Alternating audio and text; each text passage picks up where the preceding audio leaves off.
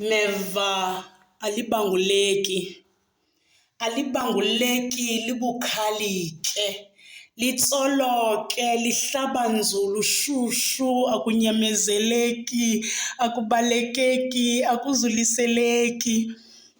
Mesiya akunakutshintshana.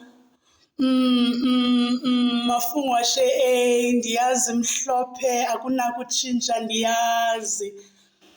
Alibanguleki, liphila nomntu phakathi kuye nangaphandle kuye. Meva libukhali ukodlula la siwazi ngalo eli gama.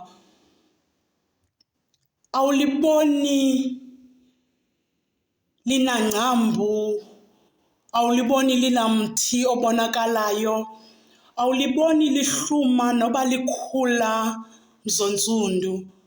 Lithi gqi apho singazi khona ngexesha esingakhange salazi noba ulicingela.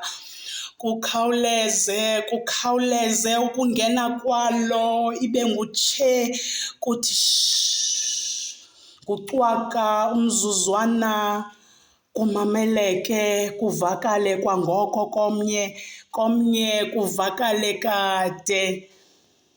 Kwanele umzimba udlakadlaka kuzama uzivisa intlungu. Ingqondo idlakadlaka kumcinga nocinga kuqale kwathini ungafumani mpendulo. Uhlala emehlweni am ndincuma ndodwa xa ethe wavela kwiinkumbulo esendiphila naye kuzo.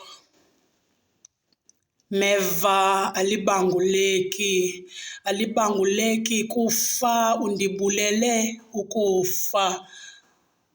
Khange yona inkosi, bekezela.